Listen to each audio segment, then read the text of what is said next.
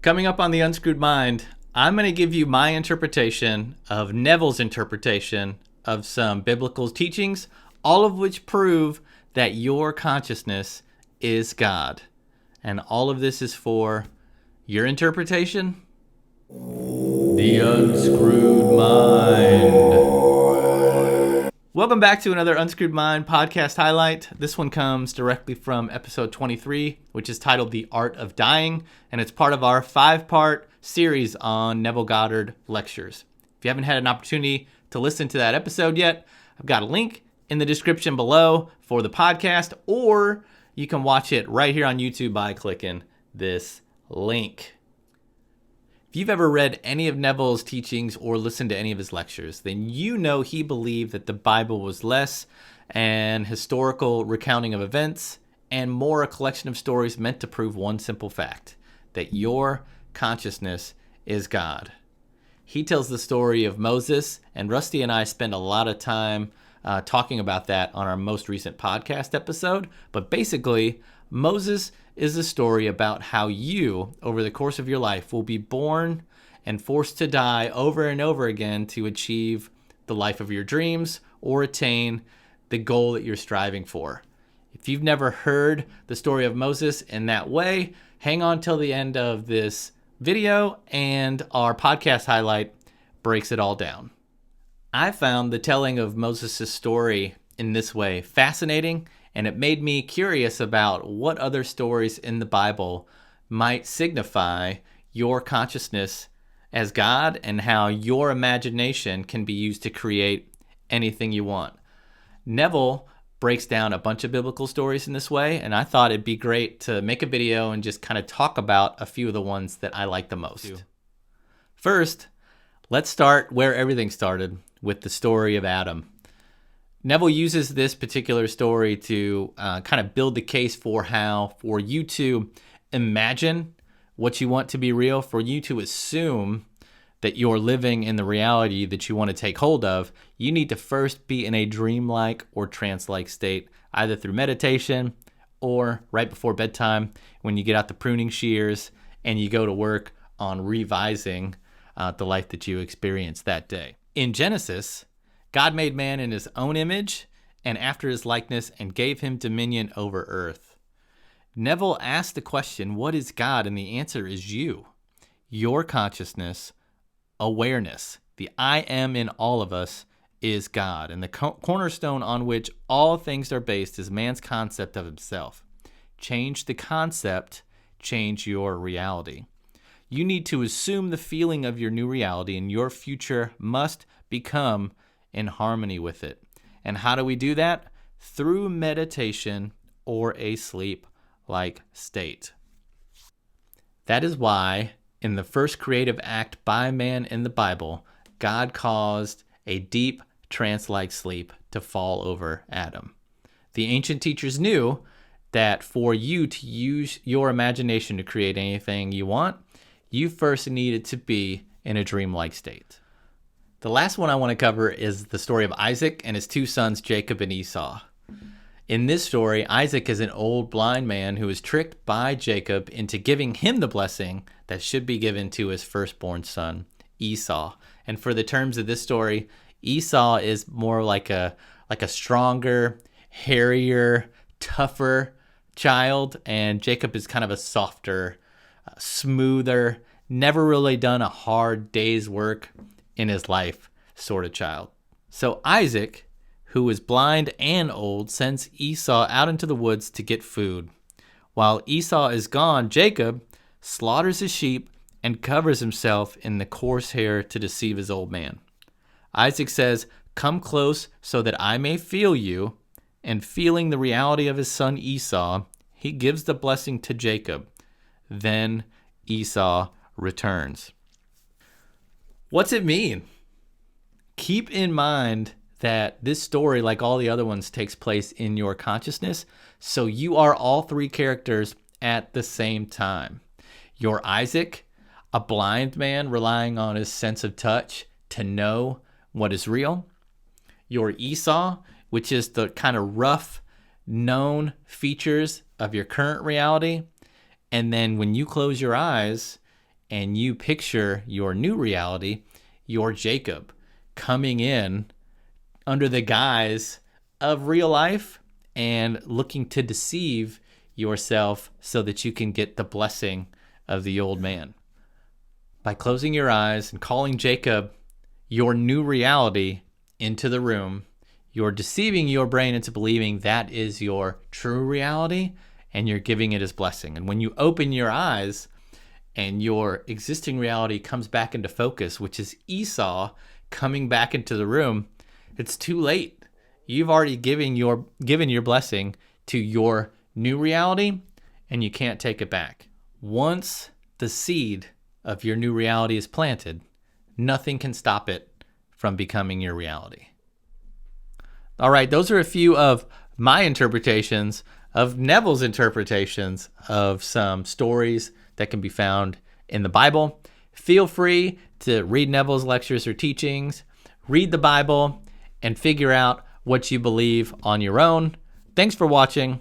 Thanks for listening, and I'll see you on the next video. For me, I think it's a really interesting read that makes me think about how everything in my life has brought me to this point and made me the person that I am today. So every emotion that I've had, every experience, every person I've met, the people in my life right now, everything has kind of built up into this person that I identify with and that I am currently.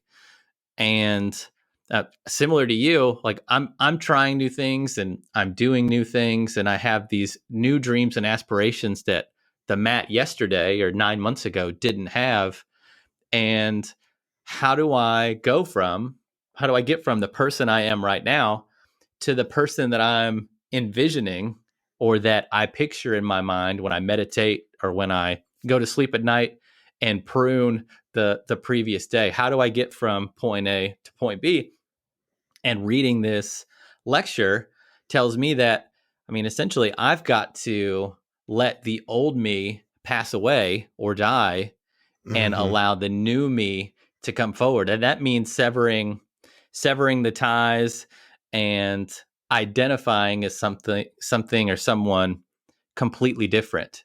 And it's interesting to read this and then see that the Bible talks specifically about doing this same exact thing, and especially the part about Moses and like what the word Moses means, what Moab and Gilead and Jericho, and like if you read that paragraph, what all of that means is really interesting, and it ties back to life in general and how we go through these phases, these cycles where you're the person that you are today, and you set your sights on the promised land, and you have to go through all these trials and tribulations and climb that mountain to get to the promised land. And similar to how God told Moses, you can see it, but you don't get to walk into the promised land. It's the same thing for you. From that mountain, you can see it and you can appreciate it, but you personally can't walk in there. The new version of you has to walk in there. So the old you has to die, and the new one is the one that can go on and experience everything that promised land has to offer. I've seen the 10 Commandments on television. It's one of my mom's favorite movies. I've heard the story of Moses multiple times. No one's ever put it in that perspective. Right. So I wonder, like, is conventional wisdom right? Like the conventional teachings of the Bible that you get in church, right? Is Neville right? Like, I don't know. Yeah. I don't know, but I like this one. I like this one better because it just, again, it gives me that sense of empowerment and that feeling like I'm capable of so much more than I've ever allowed myself to think, and that it's what God wants me to do, to recreate myself as often as I need to. All right, here's what Neville says about the story of Moses. Now this is the mystical meaning of a death in the Bible, the death of Moses, a story familiar to all of us. We are told that Moses comes out of the land of Moab and then scales the mountain of Nebo, goes to Pisgah, sees Gilead, and finally he looks into the promised land of Jericho. But the Lord tells him, I will let you see the land, but you cannot go into it. Then Moses dies. The present state cannot be carried into the new. It has to die as a consequence of the new made alive. But his eye was not dim, and his natural force was not abated, and no one knows his burial place. First, remember that all the characters of the Bible take place in the mind of man. I am Moses, you are Moses. It means to lift up or to draw out of. We are told in the very beginning of the story that he was pulled from the bulrushes. The word Moses in Hebrew, Mashi, spelled backwards in the ancient Hebrew, means the name, Hashem, or I am. So I am drawing out of my own being, or the I am. Moses comes from Moab. This comes from two Hebrew words meaning mother, father, or womb. Then he scales the Mount of Nebo, which means to prophesy, or which represents the subjective state I long for. I will prophesy for you, or you for another. You single out a person's longing. If he longs for something, it means that he does not have it, else there could be no longing. But Moses climbs Nebo, that is, he participates in seeing the state longed for. I single out something that implies I am the man I want to be. I scale the mountain. Then comes Pisgah, which means to contemplate. I contemplate what I want to be. Then he sees Jericho, which means a fragrant odor. I will contemplate the desired state until I get the feeling or reaction that satisfies. I have not only scaled Nebo, but I have reached Pisgah and looked into Jericho. I am filled with the emotion that implies the act is completed. Then there is Gilead, which means hills of witnesses. Then I, as Moses, die. I cannot go into the promised land, and no one can find where I'm buried. So Boom. that is pretty crazy to hear. And I love how Neville had spent so much time on breaking down different parts of the Bible. And this is crazy, is nobody knows where Moses is buried based on the Bible, hasn't been found or anything like that. A lot of times we'll hear, I've seen something on like the ark being found. Mm-hmm. And then some people say that it's incorrect, and there's like a huge debate on it. So, but would you know if it's really the ark? Well, I guess they would carbon date the wood, right? And know if it was, but even then, like how many thousands of years before Jesus did Noah's Ark happen? Yeah. At any rate, that whole Moses story is really, it's all about you, Yeah. right? How you go through life. You decide, from birth to death, you decide what you want to achieve.